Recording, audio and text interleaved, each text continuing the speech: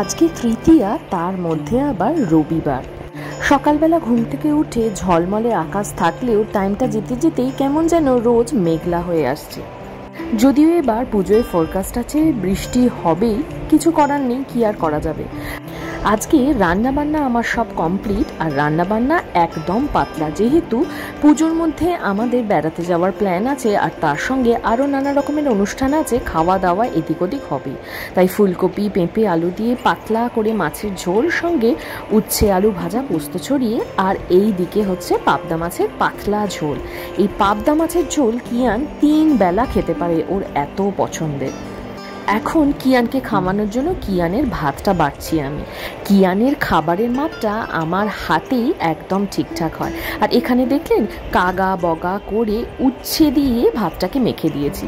এই উচ্ছে বা তেতো দিয়ে কিছু মাখলে ওকে কাগা বগা করেই খাওয়াতে হয়।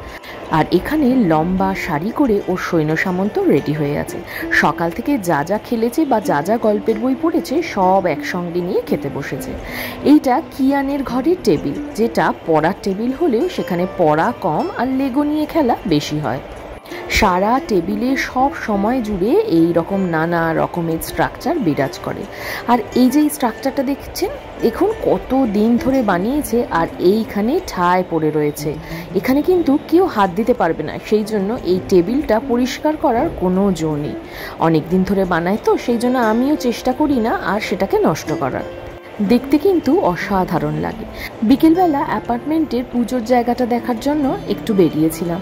আলোয় আলোয় মুড়ে দিয়েছে, কি যে অসাধারণ দেখতে লাগছে। ঢোকার রাস্তাটা ঠিক আলোর চাদরে এই রকমভাবে মুড়ে দেওয়া হয়েছে। পুজো বলে সিকিউরিটি কিন্তু আরও টাইট, যাওয়া আসার রাস্তাটা চারদিকটাই একদম আলোয় মোড়া। এই বছর নিয়ে এখানে আমাদের 2 বছর।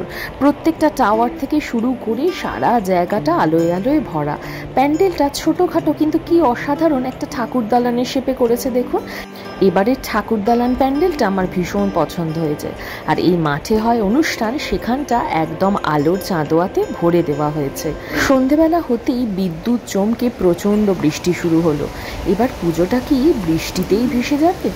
আর বৃষ্টি আসার সঙ্গে সঙ্গে মাঠে যত আলো জ্বলছিল সবটা নিভিয়ে দেওয়া হয়েছে। একে বৃষ্টি পড়ছে, তার মধ্যে বাবাই এলো কিছু কাটলেট নিয়ে। এটা একটা আলুর বন্ডা, আর তার সঙ্গে এগুলো দেখছেন একটা মিষ্টির দোকানে ভীষণ সুন্দর ভেজ কাটলেট বানায়, সেই ভেজ কাটলেট নিয়ে এসছে। সন্ধেবেলা চা আর গরম গরম ভেজ কাটলেট, সন্ধেবেলাটা বৃষ্টির মধ্যে ভালোই জমে গেল। আর এইখানে দুজন মানুষ ঝগড়া করে মুখ হাঁড়ি করে বসে রয়েছে। কিয়ান এদিকে বসেছে ওর বাবার সঙ্গে অনলাইন ক্লাস করতে, আর আমি পেয়ে গেছি 1 কাপ গরম গরম লিকার চা। কিয়ান পড়াশোনাটা করে নিচ্ছে, ততক্ষণে আমি চলে গেলাম রাতের জন্য চিকেন স্টু বানাতে। আসলে এবার পুজোয় আমাদের বেড়াতে যাওয়া তো, সেই জন্য পুজোর আগে হালকা হালকাই খেতে হচ্ছে। চিকেন স্টুয়ের রেসিপিটা একটু শেয়ার করি, আজকে একটু অন্যরকম বানাচ্ছি। তেজপাতা, সঙ্গে কিছু আদা রসুন কুচি, আর তার সঙ্গে একটা দারচিনি আর ছোট এলাচ ফোড়নে দিয়ে গন্ধ বেরোনো অবধি অপেক্ষা করলাম। তারপর বেশ বড় ডুমো করে কেটে রাখা একটা পেঁয়াজ এরকমভাবে দিয়ে নাড়াচাড়া করে একের পর এক বড় বড় করে কাটা আলু, পেঁপে, গাজর আর বিনসের টুকরোগুলো দিয়ে দিলাম। একটু নাড়াচাড়া করার পরে ধুয়ে রাখা পরিষ্কার হাড় সমেত চিকেন দিয়ে দিলাম। মিডিয়াম আঁচে পুরোটাকে নাড়বো, কিন্তু লক্ষ্য রাখবো জাস্ট চিকেনটার কালার চেঞ্জ হওয়া পর্যন্তই নাড়বো। এখানে মাংস কষাকষি করার বা খুব ভাজার দরকার নেই। স্বাদ মতো নুন আর গোলমরিচও দিয়ে দিলাম, আর দিলাম কয়েক দানা চিনি। দেখুন চিকেনের কালারটা আস্তে আস্তে চেঞ্জ হয়ে এসছে, কিন্তু কোনোটাই ভেজে লাল মতো হয়নি। ঠিক এই রকম অবস্থায় দিয়ে দেব বেশ পরিমাণ মতো জল। আমি হালকা করে গরম জল ইউজ করলাম। সবটা হয়ে যাওয়ার পরে 2টো গোটা বা চেরা কাঁচা লঙ্কা দিয়ে প্রেসার কুকারে বসিয়ে 3টে সিটি দেব। না, চিকেন স্টুটা এখনো রেডি হয়নি, আবার আসবো। চিকেন স্টুটা বানাবার ফাঁকে এখানে চলে গেছি কিয়ান, মা আর আমি 3 জনে মিলে গেস ইন 10 খেলতে। আজকে গেস ইন 10-এর টপিক হলো নানা রকমের অ্যানিমাল।